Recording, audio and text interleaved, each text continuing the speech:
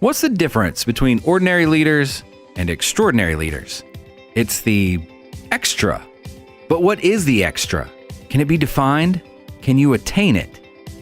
Andrew McCrea helps people and groups find the extra and use it to accomplish the extraordinary.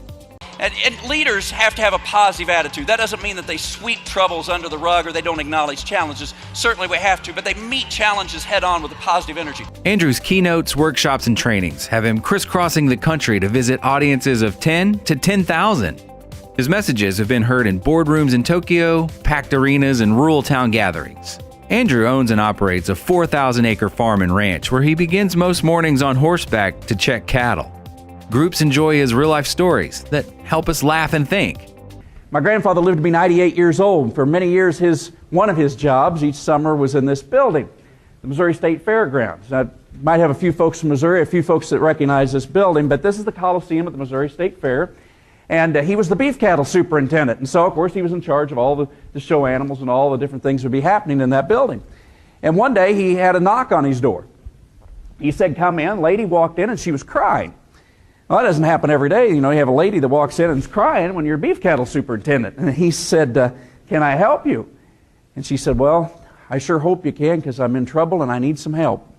And my grandfather said, "Well, I'll do what I can." She said, "Well, I've been here at the fair all day, and I went to go home, and I got to my car, and I've locked my keys in my car." And she said, "I don't have anybody to call." And of course, this is before cell phones, anything like this. And she said, I came back toward the fairgrounds, and yours the first building I passed, and I saw on the door here it says superintendent, and I know a superintendent's usually in charge, so I'm hoping you can help me."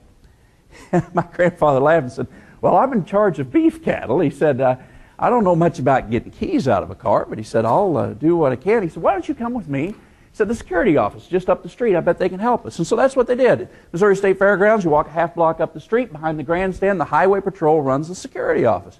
My grandfather walked in, lo and behold, the head of the highway patrol, the superintendent of the highway patrol's in there. He's on duty.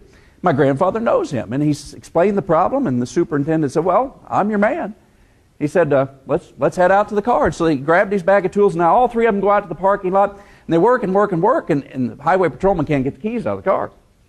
He pulls my grandfather aside and said, "Morris," he said, "I don't know what it is, the make and model of this car." He said, "My next step's to break out her window." And he said, "I don't want to do that. There's one other guy working today," he said, "that I think might be able to get these keys out. Let me see if I can run and get him real quick and bring him back if you'll keep her, here and kind of keep her calm and visit with her." My grandfather said, "Yep, that's no problem." He said, "I'll do that." He explained what was going on. The patrolman jogged left. About 5 minutes later, comes back with a guy that, if he's on duty, he's plain clothes because he's not wearing a patrol uniform. Walks over, takes the exact same tools, not in 30 minutes, but in about 30 seconds. Pops open the door, reaches in, grabs the keys, hands them to the lady. Of course, she's happy. And then he turns and he begins to walk back from where he had come. Well, she was really appreciative, of course, and she said, "Well, hold on, sir." She said, "I want to pay you."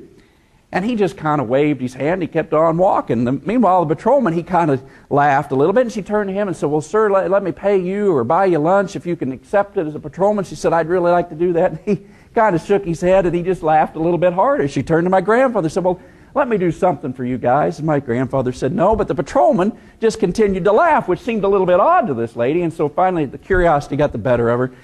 She turned to him and said, "Well, sir, I really appreciate your help, but why are you laughing at me?" And he finally stopped and said, "Well, ma'am, you really can't pay him. It's true he's here working for me, but he's here cleaning the grounds. He's in the state pen for grand theft auto." For the past 20 years, Andrew's been sharing the story of the extraordinary, not only through his keynotes and workshops, but through his syndicated radio and TV broadcast, The American Countryside. So what is the extra that helps us become extraordinary? Andrew's travels show the signs are all around us. So as I said, I travel on the road a decent amount for the radio and TV work that I do.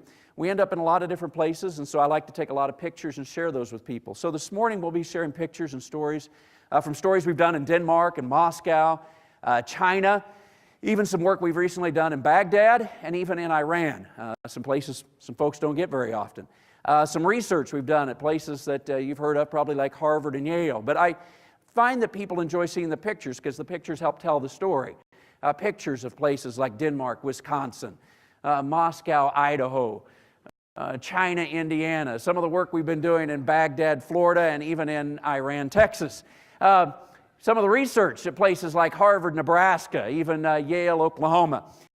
At this point, of course, what you had in your mind a few seconds ago is probably something different. You may think I'm trying to be a little bit clever, maybe even a little bit slick. Really, I don't think this is a novelty at all. I really don't think it's all that peculiar. It's not bragging for me, I don't feel, to tell you this morning that I know the road to success. I've been there, and I can help you get around your competition as well. But here's the thing. You can put two people in the exact same location. They could be your customers, they could be employees, whatever it is. One person will find their own slice of heaven or paradise. The other person will find their own slice of hell. Although I do have to give the folks in Hell, Michigan credit. I interviewed the mayor of Hell, Michigan. At least the folks in Hell do have a good attitude about where they live, so that's a good thing. But here's the thing. Whether you look at life as something that you have a lot of ability to control, that you can influence people, or whether you look at it as you don't have very much control at all, things are done to us without the ability to change very much. Either way you look at it, you will be correct. And so, what is the answer then? Andrew's keynotes, workshops, and trainings captivate and motivate audiences from coast to coast, earning rave reviews.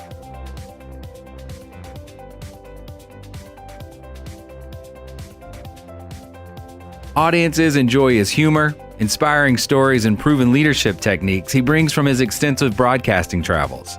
He's been on location in all 50 states and done interviews on 6 of the world's 7 continents. Today, the radio version of the show has aired over 5,000 broadcasts on stations coast to coast and daily on satellite radio.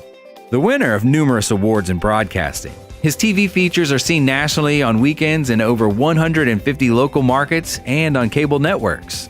Andrew's message shows the steps leaders, businesses, and communities use to turn the ordinary to extraordinary.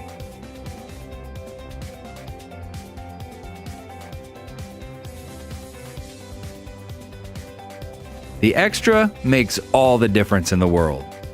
And so today in this arena, I ask you, what's your dream? What journey begins today? What small step will we take?